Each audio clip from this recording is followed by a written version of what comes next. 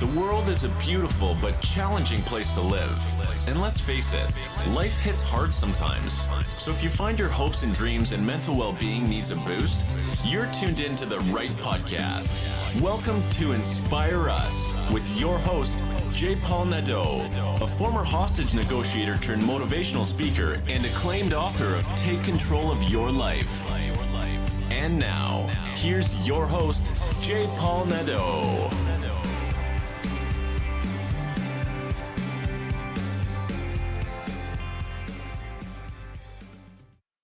Hello, everyone, and welcome to Inspire Us. Imagine being taken hostage. Imagine being taken hostage and held in captivity for 2 years. Well, that's exactly what my next guest went through. He was an anthropologist working for Doctors Without Borders when he was taken hostage and held for ransom. But throughout that ordeal, as you'll find out and as you will hear firsthand, he didn't give up hope. And he actually tried to make the best of a bad situation. And I think it should apply to most of our lives when we are faced with what seems to be such adversity and uncertainty. To hold on to one's hope, to hold on to one's values during these difficult times will truly make the difference. And now, without any further delay, it is my pleasure to introduce you to Arjan Erkel. Hello, Arjan, and welcome to Inspire Us. Thank you, Paul. Nice to be on your show. I am so happy to have you on my show. Our listeners know that I have met some incredible people on Clubhouse, you being one of them. I was in a negotiations room. We were talking about different negotiations, and that's where I met you, Arjan, as you remember. And your story was so inspiring and different. And from a hostage negotiator's perspective, I was taken by your story so deeply.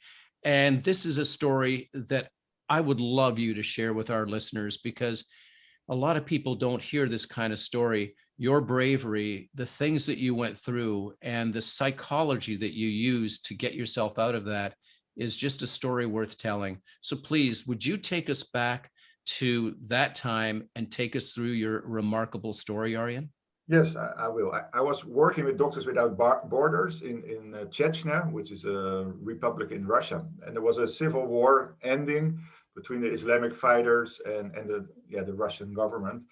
And as a humanitarian organization, we thought we would be more or less safe. We knew there were kidnappings. And on the 12th of August, I was driving a car together with my driver. Actually, the driver was the driver, but we were blocked, and then another car stopped us, and then I was kidnapped, Paul.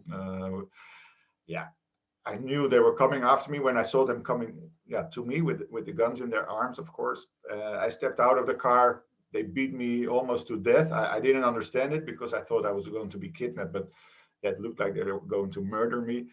But luckily, they put me in the car. They put a gun on my head, a gun on my chest, and then my 607 days of captivity started. And I can tell you, you've been doing all kind of negotiations, and I lost everything in the beginning. I lost my status. I lost freedom, of course. I lost hope. I had so much pain, misery. But I couldn't show it because I wanted to connect with these people. I didn't want to be the soft guy from the West, because that culture is quite hard in the southern part of Russia. And of course, I wanted to survive. So I had to find a way to adapt myself. Of course, crying didn't help. Feeling like a victim didn't help. But at moments when they didn't see me, of course, I cried a lot. I felt misery. I felt lonely. I felt like, why isn't anyone doing it? Like we met on Clubhouse. I told you, Paul, where were you to get me out? And I think my I don't know if it's bravery or intelligence, but I was lucky enough to maybe meet the right kidnappers, or maybe I was made to be kidnapped for once, because I worked on a connection with those guys. And it worked out. I had to fight, really. I had to box. I had to tell them I didn't want to become a Muslim. I had to stand up for myself. Of course, I wished I didn't experience it, but at the end, it was also although a very difficult school. It was the University of Life, as they sometimes call it. But yeah, it's difficult, Paul, with people with masks, people who don't mind killing you, people using force, armed to their teeth with Kalashnikovs, with grenades, with knives.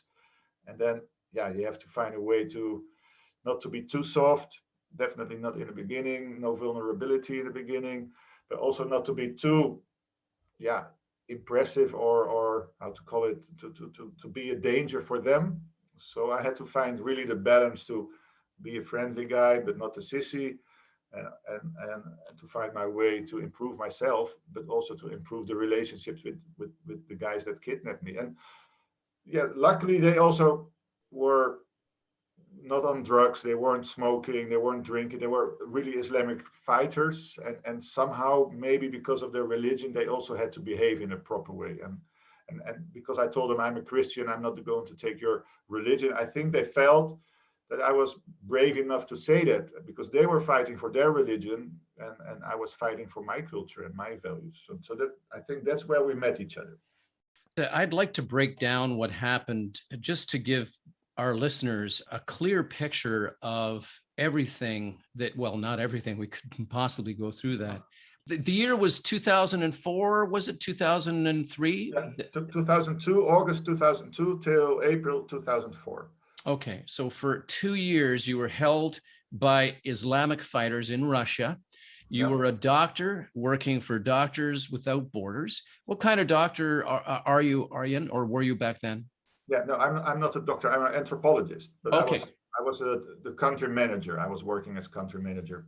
Wonderful. So here we have this picture that you're driving, your driver is driving you, and then suddenly your car is blocked, and a number of armed terrorists get out and they grab you at gunpoint, and they kidnap you. They hold you hostage, and you were taken to a remote area. So just so we're getting the picture clear here, folks, can you imagine the terror of being someone who is just doing their job, driving in a car with a driver, and then suddenly that car is blockaded and you are taken by force by a number of terrorists, and your life is now in their hands, and they can do whatever it is that they wish to do with you.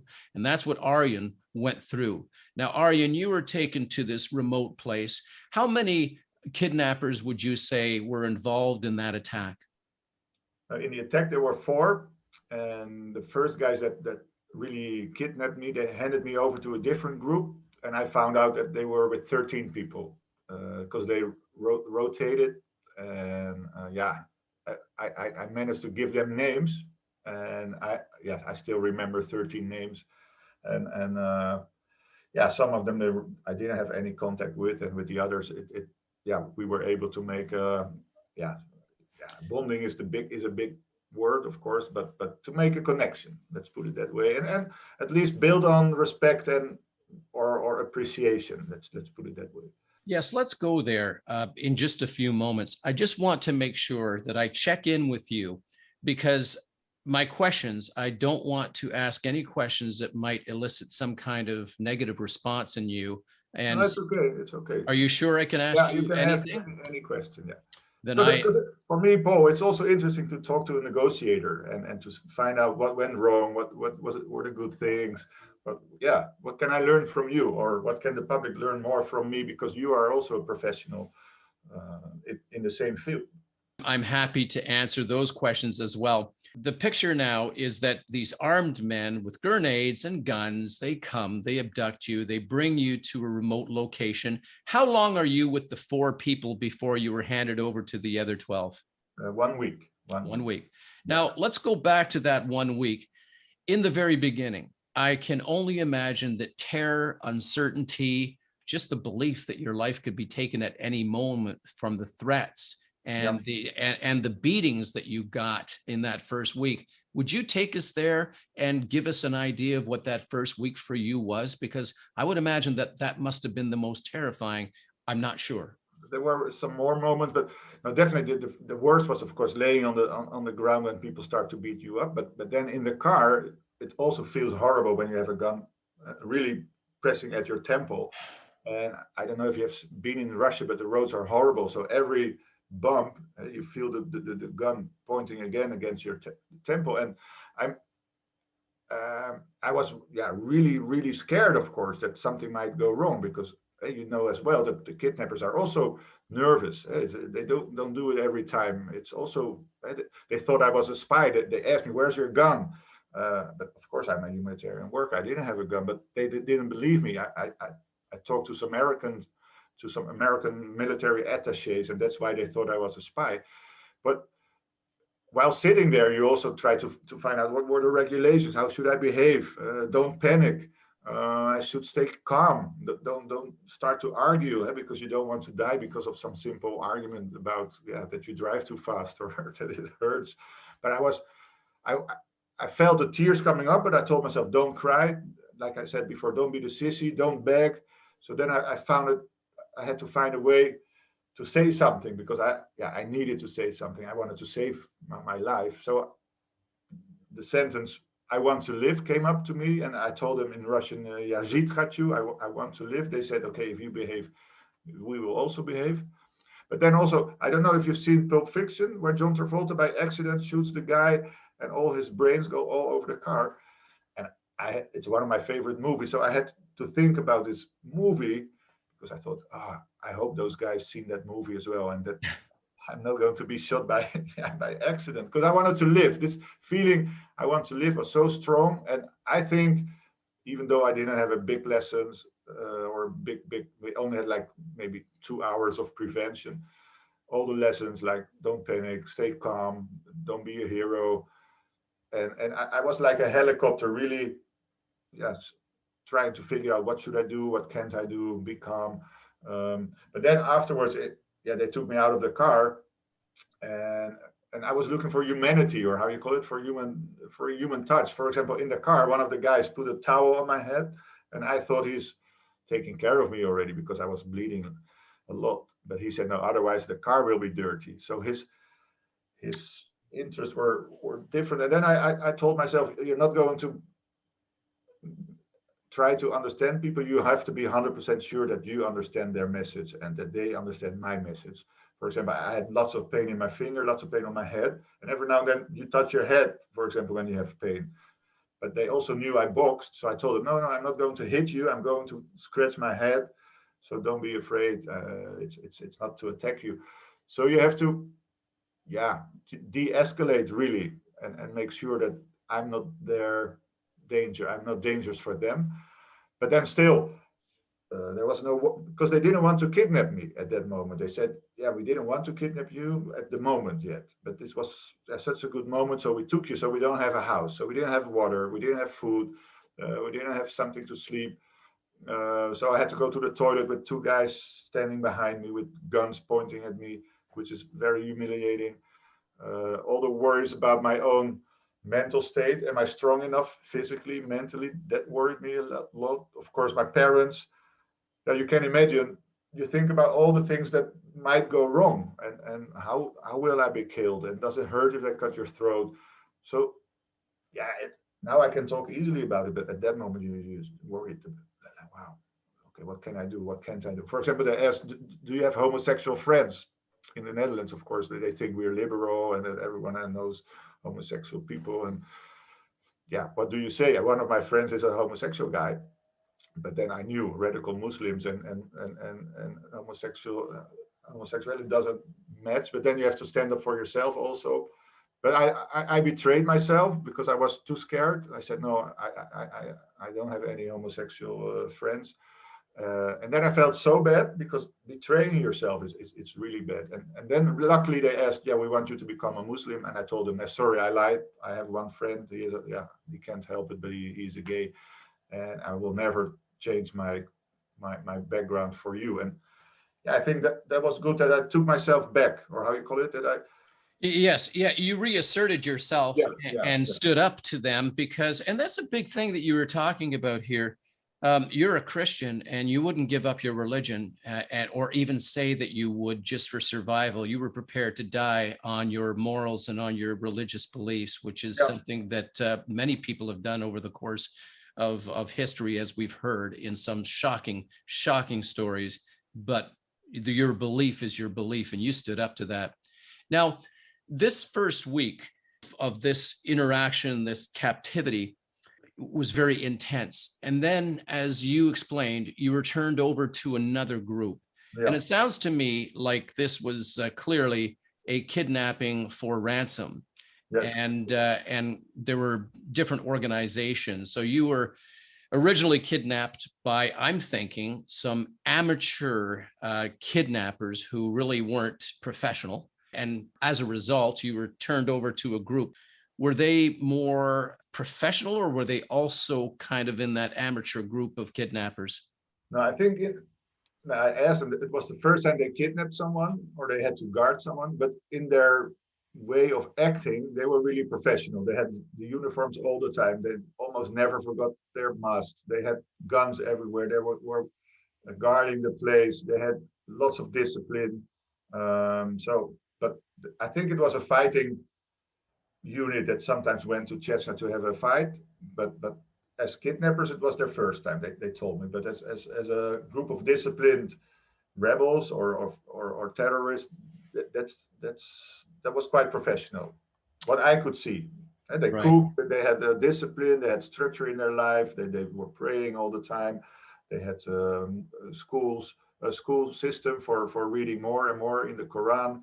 So at least organized, disciplined, and yeah, also like I don't want to say a model rebels, but like the noble rebels. They didn't beat me up. They didn't humiliate me. Of course, the situation is humiliating, but they didn't make it worse. So that also takes some professionalism, I think, because it's always easy to kick someone extra if he's already laying on the ground. It does. It certainly does. And what I find fascinating is the way in which your mind was constantly, number one, you were thinking about survival, but number two, you were beginning to use negotiation into your situation, in which you began to make a connection with your captors. And would you tell us about that? How were you able to get this connection in which there, I wouldn't say it's a mutual understanding, and Yeah. it's almost like a mutual respect, I would think, that Over resulted. time, for sure. Right. Tell us about that. Yeah. Where does it start? I think it started with a coincidence. One of the guys liked Pulp Fiction. So we talked for 10 minutes about Pulp Fiction on the first day that I met the new group. Then second, I had hair that time. I asked them, because they told me that we don't have water, you can only take a shower once a week. So I asked them, can you cut my hair? And they did it very nicely. They even put iodine on my wounds. So that felt normal. Then I think it also helped that I told them, because they made the rules, like we have to feed you twice a day. You can brush your teeth twice a day, because I asked for toothpaste. But then sometimes they forgot that they took me out to the shower. So I knocked on the door. I said, hey, you made the rules about twice a day I can go to the shower. So live according to it. Then I didn't make problems. When they forgot their mask, I told them, put on your mask. After 6 weeks, I found a gun in the toilet. At first, I thought, I'm going to shoot you all. But then I realized, I can't shoot 4 guys because I'm not a trained, I've never touched a gun. And I also thought it's still within the 2 months. They thought it's going to be 2 months. So I handed back the gun, but I told them I could have shot you or shoot you. So which they also realized that, okay, thanks to him, we're still alive. And I think also not showing my pain too much, but I'm not sure about that. But that's what I believe, that I shouldn't complain. I shouldn't cry when they were watching me. So I took it as a, I don't know how to say it, but maybe as a man, or maybe even women can also take it as a woman, but the saying is take it as a man. And I'm not a bad person in general, so I can easily talk to people. And another thing, sorry that I'm talking so much, I'm an anthropologist. So normally anthropologists study other different cultures. So when all the pain went away after 10 days, because the first 10 days I was really feeling bad. And every now and then it popped up, like you said, sometimes there were ultimatum videos, then you feel bad. When you have to help newspapers, then you feel bad. in the trunk of a car because you're moved to other situations, then it's also bad. But yeah, I think I managed to study them, to be curious about their life. So I started asking questions, not too many, but really to be interested. First of all, to be functional, because then my life would be better if they start giving me better food or books or TV. But then at a certain moment, yeah, it's also interesting. Why do people want to be a rebel? What does it do to their life? How did they fight against the Russians? What did they experience? So yeah, and they were eager to tell about the Islam. So I asked lots of questions. Of course, sometimes it's not interesting, but yeah, sometimes it was. And the same for them. I asked them after 20 months, did you feel fine, or did you feel really interested to talk to me every now and then? And they said, nah, most of the time we did, but sometimes we felt you were a bit lonely. And so it was so, because they were also stuck. And you have to, I think the overall picture, sometimes of course, I felt pain, I felt victimized, but it doesn't help you. I cried a lot, and it, of course, it relieves your situation, Paul, but it doesn't improve your situation. So you have to find ways to. It's a bit of a game also. You have to, maybe because I'm not a winner in life. I don't have to win with playing cards or with football, but sometimes you want to win. For example, if you write a book, you want to write a good book. If you have a podcast show, you want to have nice guests with good interviews. So sometimes you have to fight for your. And in that way, yeah, it's lots of examples. We started to, or I started to build up my position. I see that. And Arjan, number one, you do not have to apologize for talking. Absolutely not. Oh, okay. I'd like to touch on a few things that you said, because they're so important. Originally, you were given the impression that it would be a 2-month captivity. It ended up to being 2 years. I can only imagine the thoughts that were going on in your mind, wondering who was coming to help you out, where the negotiator was, where in the heck is San Diego? As there was like Carmen San Diego was, where in the heck is Carmen San Diego? Well, where in the heck is the hostage negotiator? Why are the negotiations not happening quickly enough? Yeah. Your psychology, or the tactics that you used were showing, or at least trying to show, no fear. And you said, well, maybe I manned up, and some women can do it. Of course, anybody can do it. It's not a man or woman thing. It's a matter of showing the least amount of fear, because in doing so, they don't look at you as being weak. And that psychologically helps, actually, in situations. It's amazing. Once we show fear, then some people can take advantage of that and really hurt you. Now, you also said that you were holding newspapers and that you were locked in trunks and all this kind of stuff. So how much were they looking to release you for? What was the number, the dollar value that they had mentioned? That's also interesting, Paul, because I know you're not supposed to ask when you're kidnapped, because you yeah, it's not, hey, how much do you want from me? Oh, that's not enough. Ask for more. Yeah. But I was, of course, people nowadays want to have certainty about when is COVID finished, and we want to have our lives back. I also wanted to know when is it finished, and of course, the lower the amount, the quicker it will go up. At least that was I was. Then so I asked them the first day, actually, when I was just kidnapped, and they said, yeah, we heard that some guy from Doctors Without Borders was kidnapped the previous year, and there was a guy kidnapped, and that $12 million was paid. So they said, yeah, we're going to ask 12 million.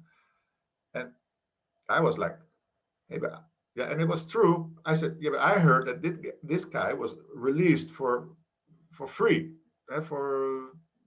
because one of your rebel leaders said the Doctors Without Borders is a perfect organization, and let him go. So I told him that, and they said, no one ever goes out for free. And then I said, yeah, but it's way too much, 12 million. You started the negotiation. Yeah, but not on purpose, Paul. Oh, I know. Yeah. And then they said, yeah, what do you think is a good amount? Yeah, and I don't want to offend people, but it's a real story. And I thought, okay, maybe 1 million is enough, because I don't want to say $10,000 because they cut them. So I said $1 million, and those guys, are you Jewish?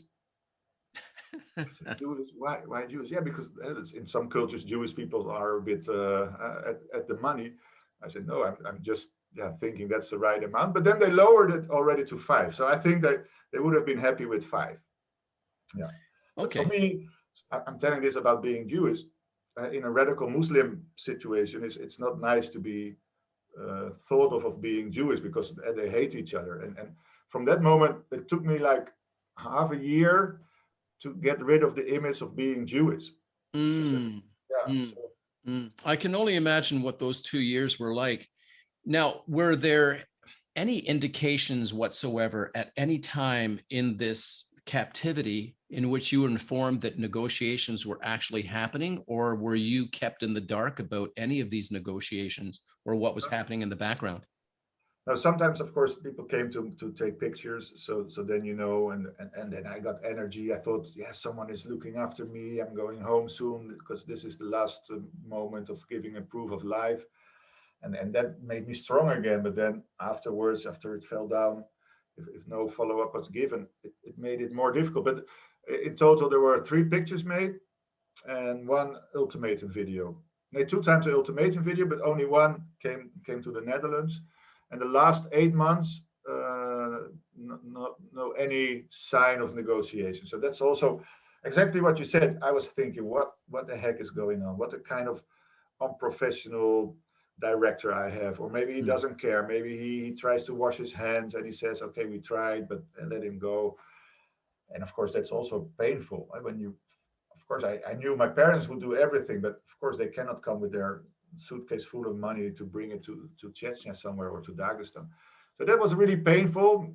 And of course, I realized I made the pain myself because I was thinking bad about my organization. But yeah, at the end, it also took them too long to hire special people to finalize it. They wanted to solve it themselves for, I think, at least a year. But yeah, I think if your bank is robbed by some bank robbers, you're also not going to look for your bank robbers yourself. There's some people who are specialized in getting hostages out. I don't know how you think about that. Yes, yeah, I'm going to touch on that because I just want our listeners to understand that there are different types of hostage takers, and some hostage takers, it's a spur of the moment, unplanned situation in which a robbery goes wrong or a domestic situation gets out of hand, someone is taken hostage. It could happen at any time when a criminal fouls up and finds themselves trapped, and the only thing that they can do is take someone hostage as a means of trying to negotiate their way out of a bad situation. In this situation with you, Arjan, it was these hostage takers are business people, and you are a piece of property to them in which they can barter and negotiate for a price to release. And if not, they could easily kill you. Mm-hmm. And so I can only imagine, and I want all our listeners to just imagine that you are on a holiday or anything, and then suddenly you are taken captive and held for ransom. And as Arjan said, there were a couple of ultimatum videos taken in which if you don't act now, he's dead. And the psychological roller coaster that you must have been put on, going from one extreme to another, and using your psychology to make a connection with your captors was brilliant, my friend.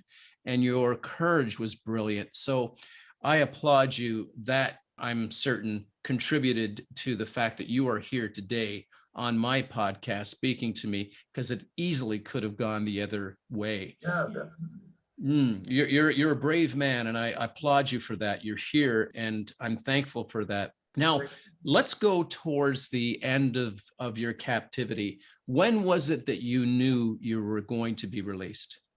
No, I never knew. They promised that they would stay till the end, and after 16 months, we already started to move, but because I think the Secret Services knew where we were, and it became too hot for them to stay at one place. And then I could always take my belongings, like a book. At the end, I got the toothpaste, I got the extra clothing. But then at the end of April, in the middle of April, they said, we're going to hand you over to another group. You're not allowed to bring anything. And then I was like, uh-oh, Mm. this is scary. This is going to be the end, because of course I would never trust them for 100%. And why can't I take my stuff? If I don't need stuff, that it means it's going to be the end. And I asked them several times, am I really going to be handed over to another group? They said, yeah, you're going to be handed over to a different group. And of course I didn't trust them. I didn't believe it. I think I asked there were 4 kidnappers at that time. Everyone I asked, where are we going? Yeah, we don't know, but we have to say bye. Can I take my toothbrush? No, you don't need a toothbrush. Okay. Yeah, but then they also said, please don't escape, because wait, even when you're on your knees with a gun against your head, maybe something positive can happen, which also makes sense, because if you run away, you're dead anyway. So sometimes I don't know if you've seen these movies that journalists are killed in Syria, and people start wondering, why don't they run away? Right? Because I think, no, I noticed myself, at least at the end, you still think they're not going to kill me, right? Because hey, you're worth money, or for 20 months you're stuck with them. But anyway, so they put me in the trunk, and their last words were, "It's a big trunk. Don't feel offended." Yeah.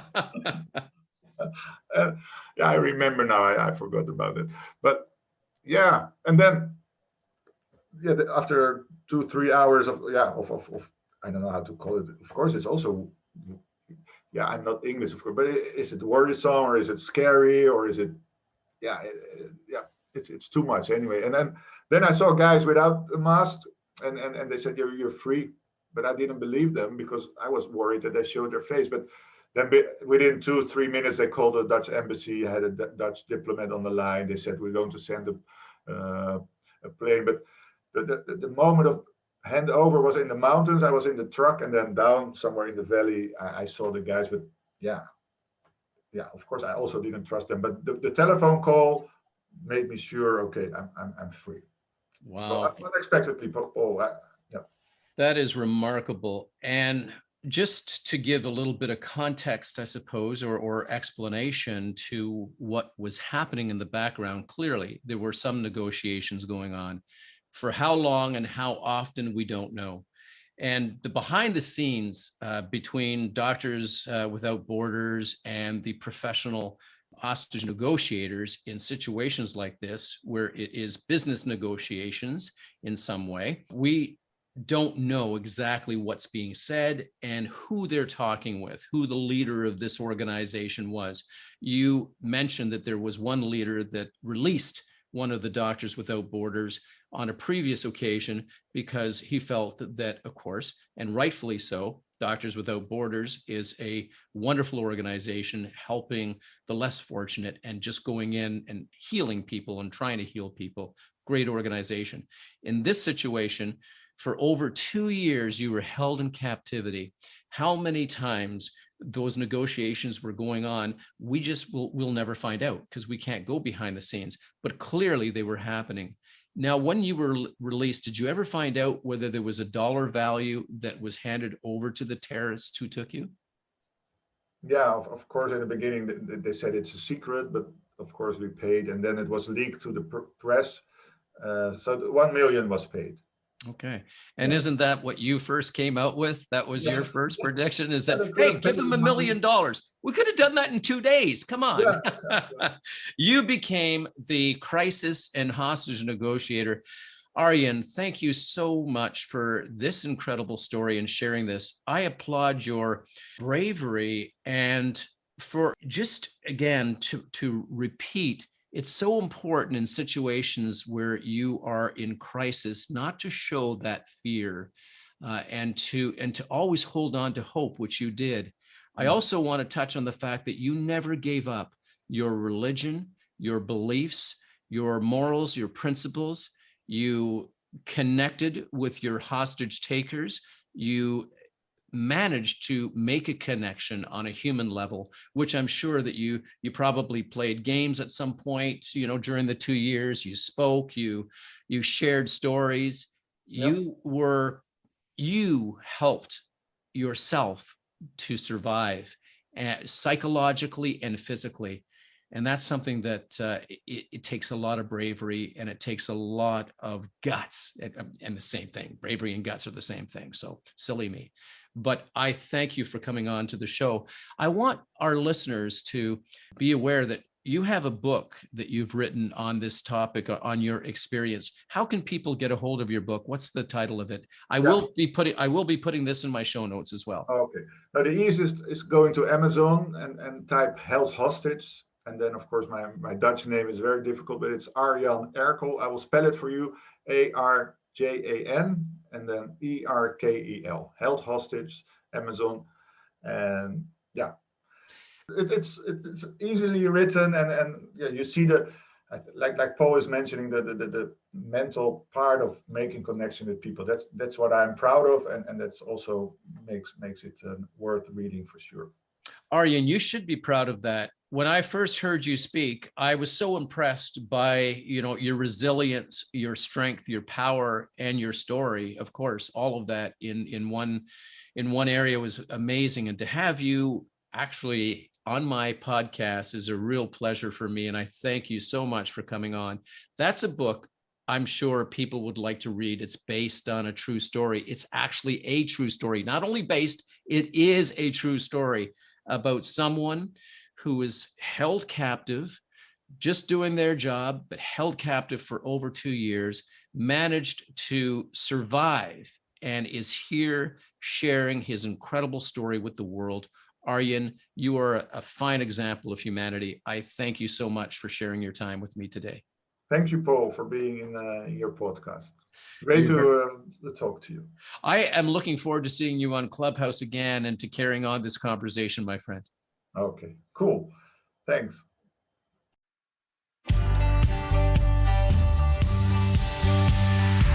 Thanks for listening.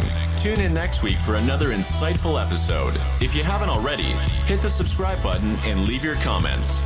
For more information, check out our website at www.inspireus.ca. Remember, it's not what happens to us that matters most. It's how we respond to what happens to us that does. Stay strong and resilient.